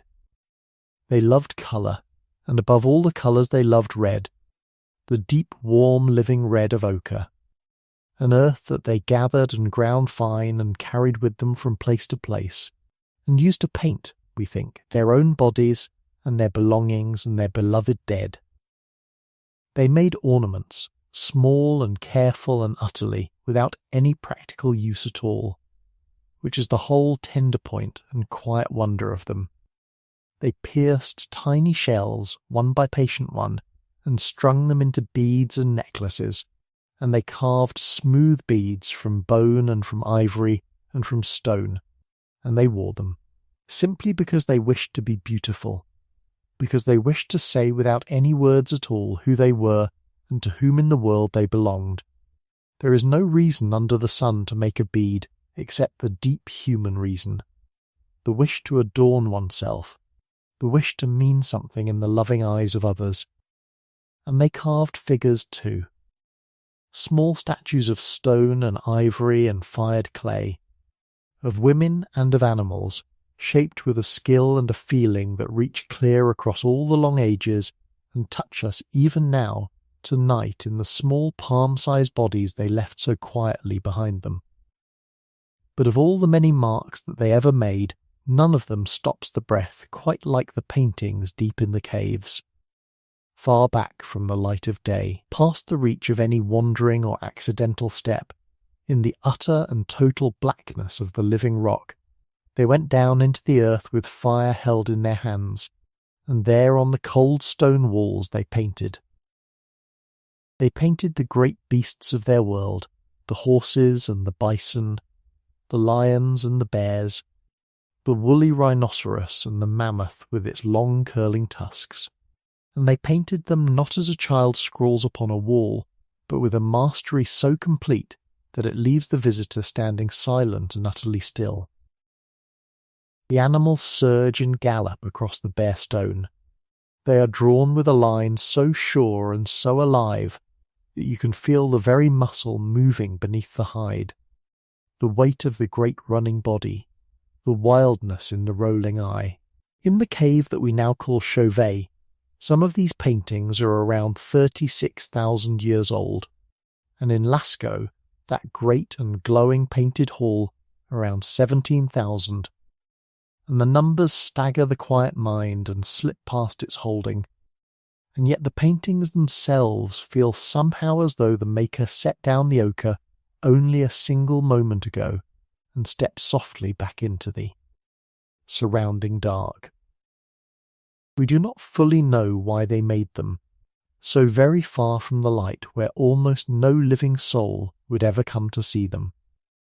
Perhaps they were sacred. Perhaps the deep cave itself was a kind of doorway to another world, and the painting was a kind of prayer, a reaching out toward the great powers that moved unseen behind the animals and the turning seasons and the slow-wheeling stars. We cannot say for certain, and perhaps it is right and fitting that we cannot. But we can say this much, and say it with certainty.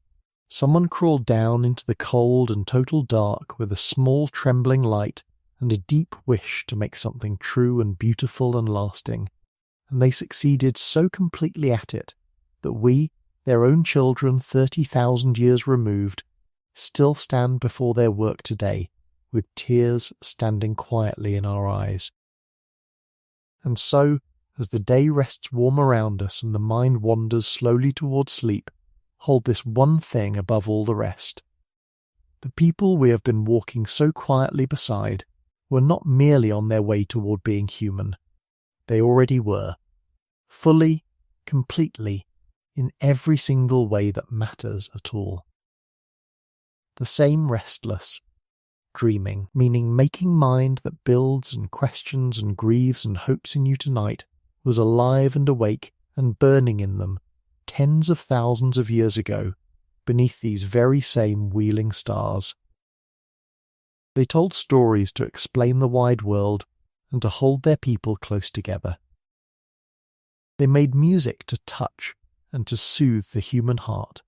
They painted the deep dark, and they adorned themselves with beads, and they carved small beauties out of bone and stone, and they buried their beloved dead with tender care, and they asked, surely they asked, the very same great questions that we are asking still.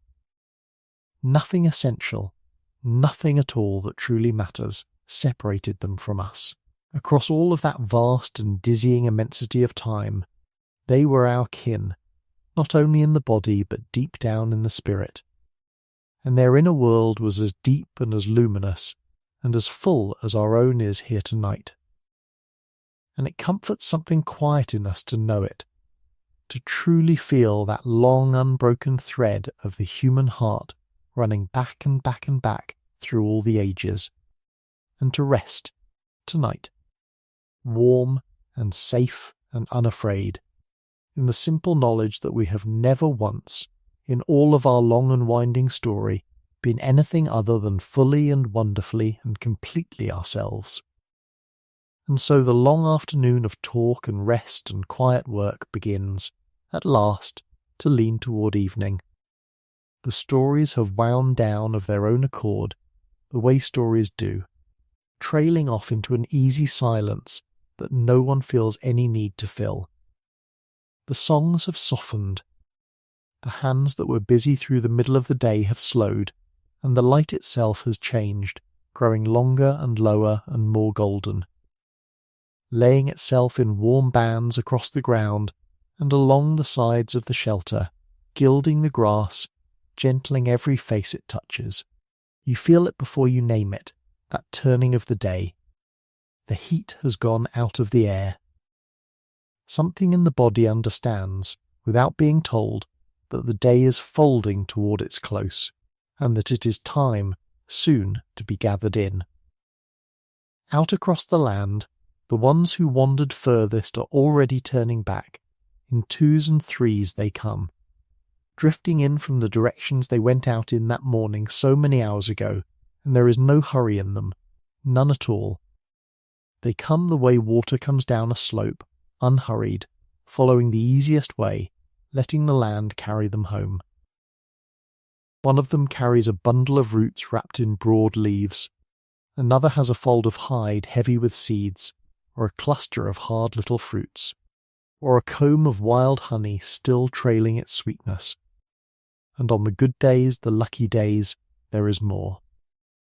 On the good days, someone comes back over the rise carrying meat, and word of it runs ahead of them through the camp like warmth through cold hands, so that everyone knows before the hunters are even near that tonight the whole band will eat well. They lay it all down together in the middle, near the fire. That is the shape of the thing, and it has always been the shape of the thing. Whatever the day gave, from whatever hands, it comes to the centre, and it is set down where everyone can see it, and from there it will go out again to everyone. No one eats alone in the shadows what they found alone in the light. The gathering and the giving are two halves of a single motion, as natural to them as breathing out after breathing in. And by that simple daily act, this bringing in, this laying down, this sharing round, a scatter of separate bodies becomes, again, one band. You have watched this happen every evening of your life. You have never once thought it remarkable. And yet it is one of the oldest and most human things there is. Now the fire, which had burned low and lazy through the warm hours, is built up for the evening.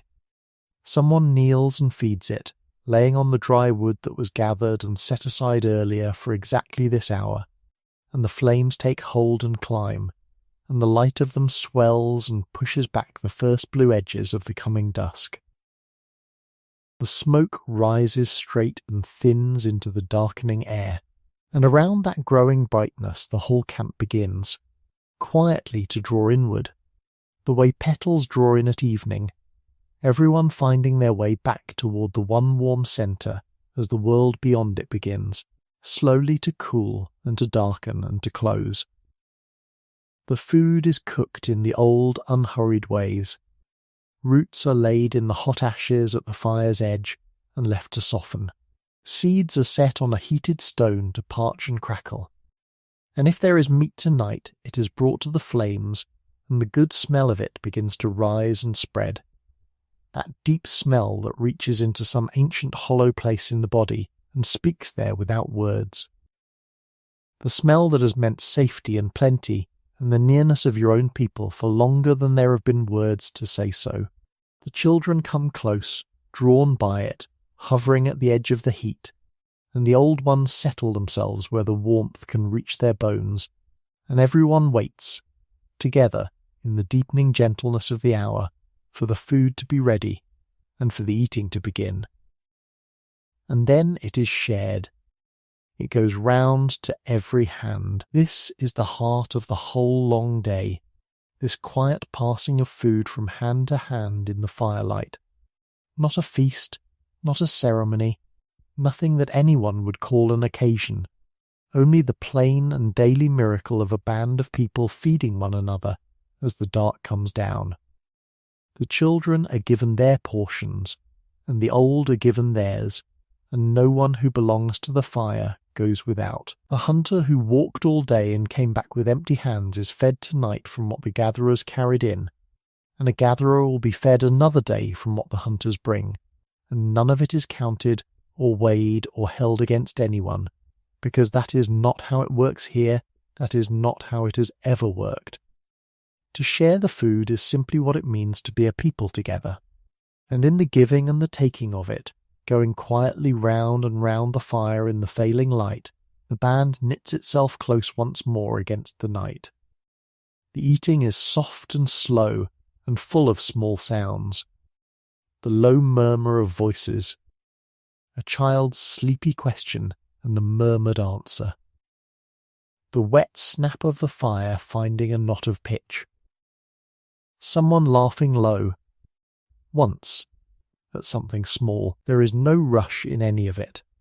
There is nowhere else to be, nothing more that the day requires, only this, the warmth of the fire on one side of you and the warmth of your people all around, and enough food in your belly, and the good tiredness of a day fully spent settling into your limbs like something poured slowly in. And there is time now for the small good things that the working day left no room for. Someone reaches over and tends a scrape on a child's knee, gone half forgotten in the busy hours, wiping it clean and speaking softly.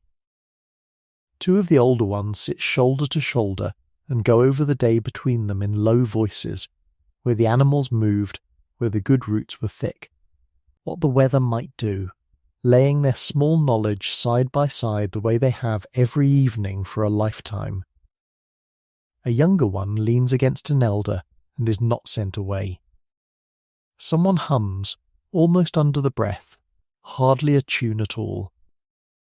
All the little threads of the band, drawn apart by the day and its many separate tasks, come quietly back together here in the firelight, one by one, until the whole of the people is present again in the one warm place, whole and gathered and at rest.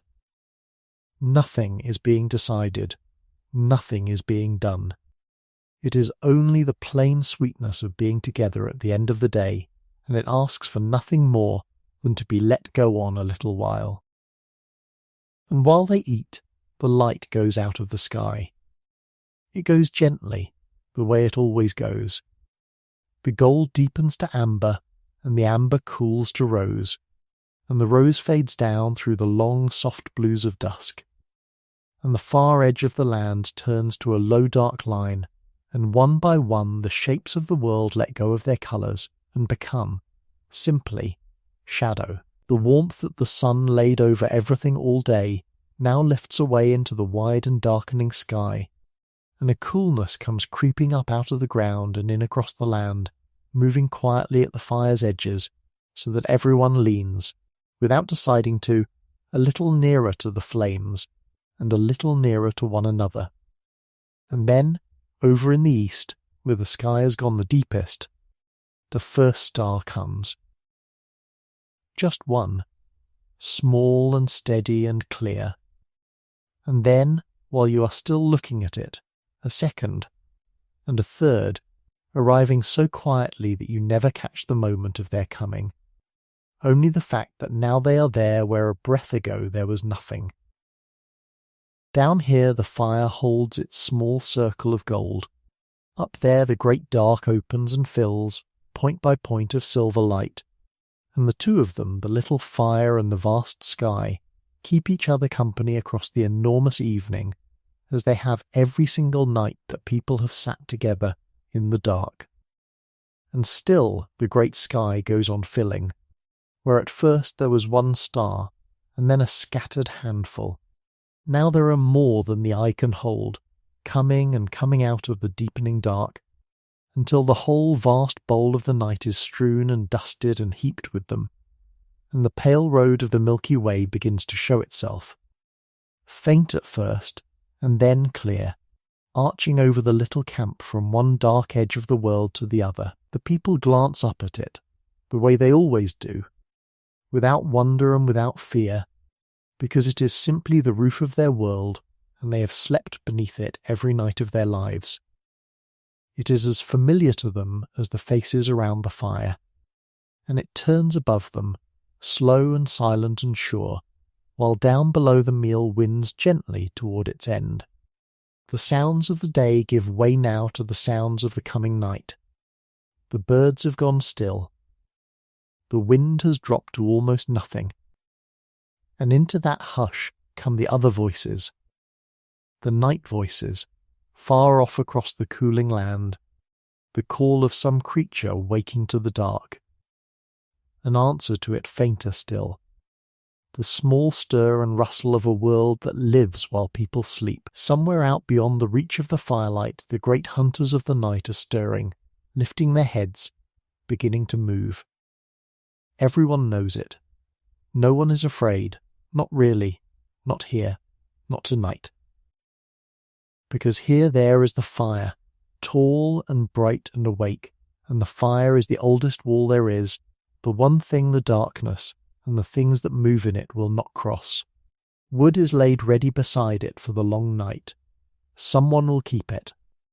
And so the fear that might have come stays out there in the dark where it belongs, and inside the ring of warmth there is only this: safety and closeness and rest. And the band draws close.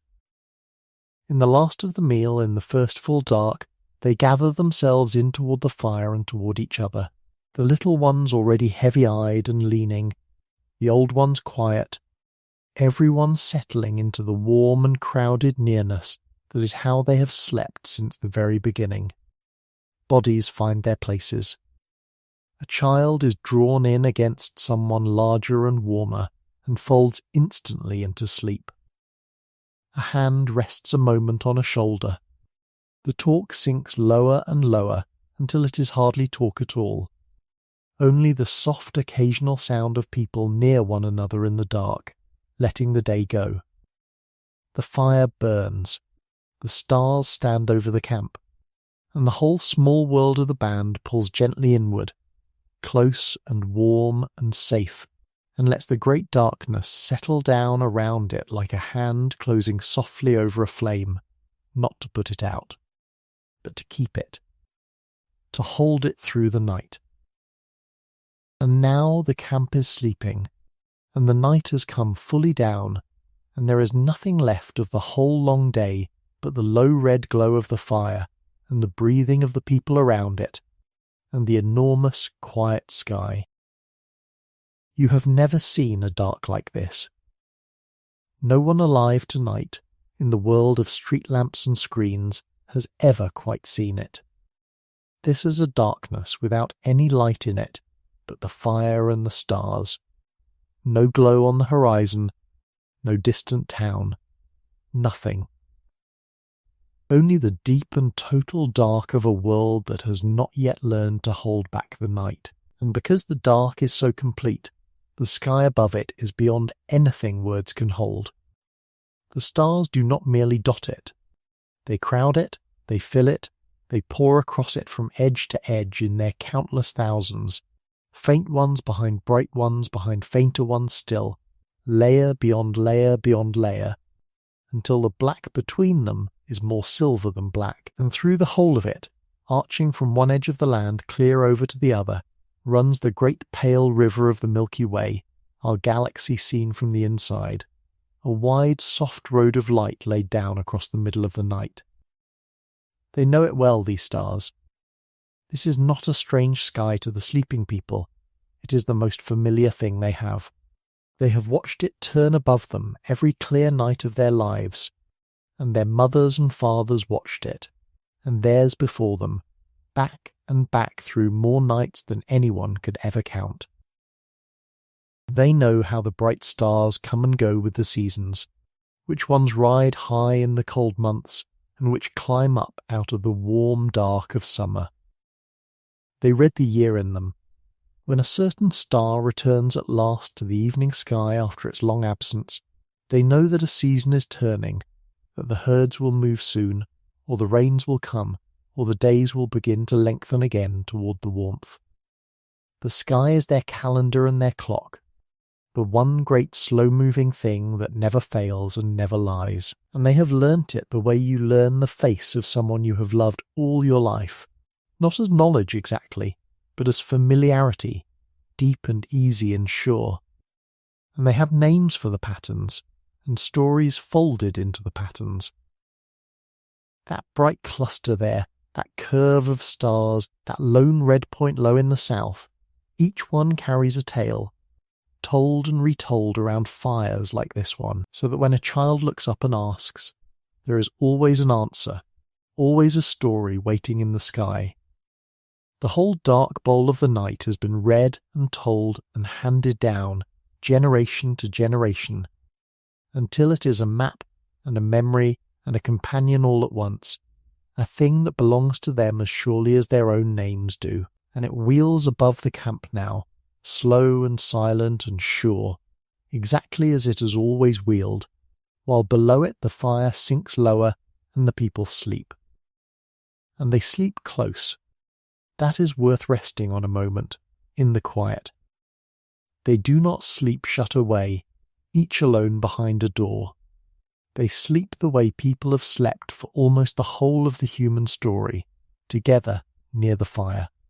Warm bodies close against warm bodies, safe inside the ring of the light, with someone always half awake to tend the flame and watch the dark. There is a deep and simple comfort in it that runs older than memory, the nearness of your own people while you sleep, the knowing, even in the depths of sleep, that you are not alone and not unguarded, that the fire is kept and the band is close, and the night, however vast, is being watched. It is one of the oldest safeties there is, and something in us has never stopped longing for it. Perhaps in the middle of the night, one of them wakes.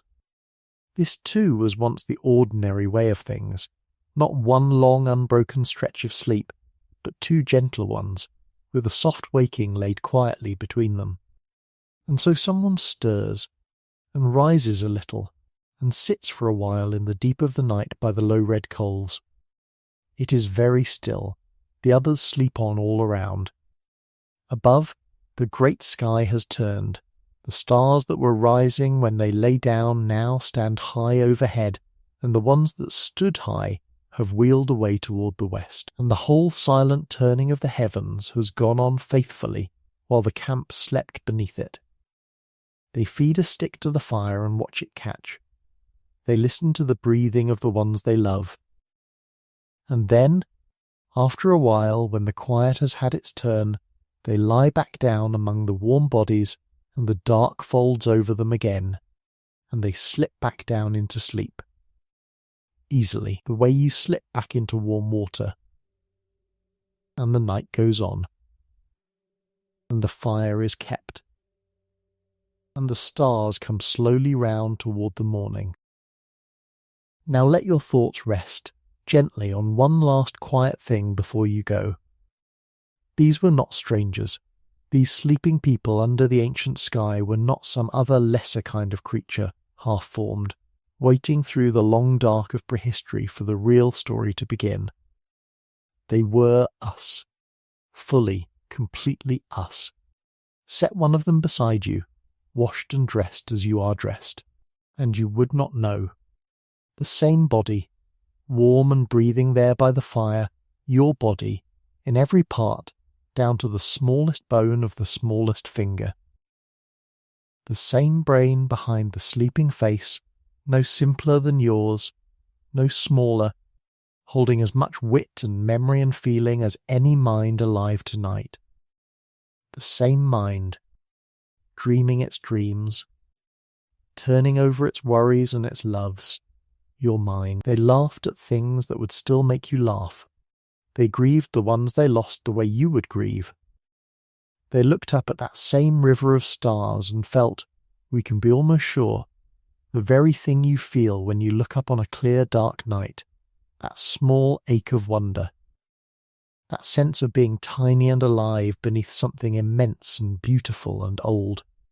Everything that makes you human was already there, whole and finished, in the people asleep by that fire. The long day you have followed, the cold waking before dawn, the fire, the foraging and the hunt, the patient making of tools, the rest at midday, the words and songs and stories, the shared meal, the falling dark, that was simply a human day. One of the first, and it is not, in the end, so very far from your own, because so much of them is still here. It is in you tonight. It is in the way your eyes go straight to a fire and rest there, quieted, soothed by it, in a way you were never taught. It is in the deep animal comfort you feel when the ones you love are near, and the door is shut, and the dark is safely outside. It is in your hunger for sweet and ripe and rich things, laid down in you across 100,000 foraging mornings. It is in how much you need the others, how a day among your people warms you, and a day too much alone wears you thin. It is in the pull you feel toward high wide places, toward open ground and running water, and the smell of green growing things, the old country of the body, remembered without being remembered. You carry the whole of that ancient day inside you, folded down into your bones and your blood and the shape of your longings, and it is with you now, quietly, in the dark, as you rest. And there is comfort in that, a deep and steadying comfort, if you let yourself rest on it. You are not new. You are not alone in the dark, inventing everything for the first time. The tiredness you feel tonight is a tiredness people have felt for 100,000 years and laid down safely by the fire. The wish to be warm, to be fed, to be near the ones you love, to close your eyes in a safe place and let the day go. These are not small or passing things. They are the oldest wishes there are, and they have been granted over and over on countless quiet nights like this one to countless people just like you. Tonight they are granted again. You are warm. The day is done, and everything in you that longs for rest is only doing what your people have always done at the end of the light. So let it hold you. Let that be the last thought, soft and warm as sleep comes, that you are the newest leaf on a very old tree, and that behind you, holding you up, stand more people than you could ever count, all the way back to that little band asleep by the fire beneath the blazing stars. They rested when their long day was done, close and warm and safe. And now your long day is done too, There is nothing more that this day asks of you. Everything is finished, everything is put away, the fire is tended and the dark is kept out, and there is nothing left to do but rest, exactly as they rested, warm and safe and gathered in. Let your body grow heavy. Let your breath go slow. Let the day go, all of it, the way the light went out of that ancient sky, gently and completely, and without any fear. The stars are turning overhead, the fire is burning low, the people are asleep, and so, now, may you sleep too, deeply and easily and well, held by all the quiet ages that made you. Sleep, now, rest well, and whenever you find yourself here again, in the dark, in need of a little peace and an old quiet story to carry you down into sleep, the fire at the Calm Archive will be burning low, and there will always be a place kept for you beside it. Good night.